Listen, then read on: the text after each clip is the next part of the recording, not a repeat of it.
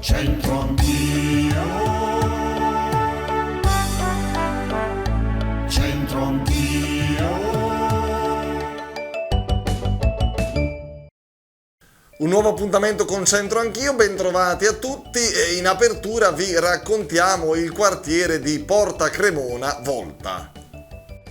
Si trova nella zona sud della città e oggi è il più grande e più popoloso di Brescia. Nel quartiere, oltre a diverse ed ampie aree verdi, sono presenti il quartiere Leonessa, edificato nel 1926 con l'originario nome di quartiere Littorio, le cui abitazioni sono abbellite da molti elementi di stile Liberty. Il villaggio Ferrari, costruito nel 1937, tra i primi esempi di edilizia economica popolare operaia, per i dipendenti del vicino calzificio Ferrari. Il quartiere Bonoris, edificato in 3 fasi tra il 1937 e il 1949. Il villaggio Sant'Antonio degli anni 49-50 per dare alle famiglie dei profughi giuliano-dalmati un'adeguata sistemazione dopo la seconda guerra mondiale. Nel quartiere è presente anche la fermata della metropolitana Volta che collega il quartiere al centro città in pochi minuti.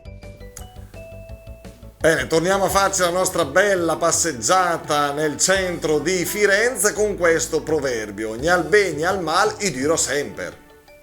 A Firenze con Riccardo di Brescia, la cosa ragazzi, ci abbiamo già visto, mi ricordo che ti avevamo già intervistato, tutto bene, qua come sta andando la vacanza? No, tutto bene, mi sono anche abbastanza divertito.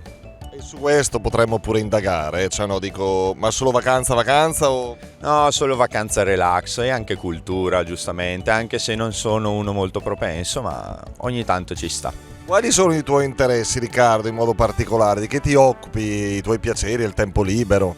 Allora, nel tempo libero io seguo solo ed esclusivamente qualsiasi cosa che riguarda lo sport. Lo sport, lui sei sportivo, lo pratichi anche? Ogni tanto sì. Pratichi un po' anche il dialetto bresciano, carissimo, attento, sei di Brescia, questo qua dice a Firenze, becchiamo un fiorentino, Brescia, di Bagnolo, vero? Bagnolo. Bagnolo Mela, vediamo un po' che sai leggere di questo. Gna il bene, gna il mal, i dirò sempre. Non è difficile, Riccardo, eh? No, né il bene né il male durano sempre. Ecco, speriamo che il bene duri molto di più del male. Che già in questo periodo non siamo messi molto bene. Con Davide e Alessandro, non di Firenze, di Verona, a spasso. Esatto. Qua siete anche alla conquista di qualche fiorentina. La bistecca, non intendo dire... Veramente. Vabbè, voi che cosa studiate, di che vi occupate? Allora, io studio per diventare un chimico Ah, caspita. e studio al Ferraris, sempre lì a Verona. Bene, tu invece, Davide? Io studio storia dell'arte e se si riesce più sul multimediale. Che bello, bravissimi ragazzi, in bocca al lupo per il vostro futuro, ve lo meritate perché ho già visto che siete in gamba. Vediamo se Alessandro è in gamba pure a leggere il nostro proverbio in dialetto.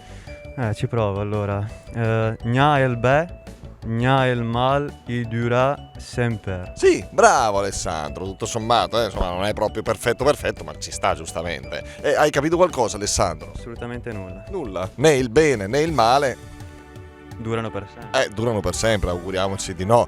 Per il male, anzi che finisca in frettissimo, e invece il bene, insomma, un po' più lungo ci farebbe piacere. Vabbè, allora questo l'hanno azzeccato, sono stati bravi, nel bene e nel male durano per sempre, in realtà si desidera effettivamente che il bene duri tanto e il male finisca il prima possibile. Vi ringraziamo, vi salutiamo da Santa Maria Novella, ciao!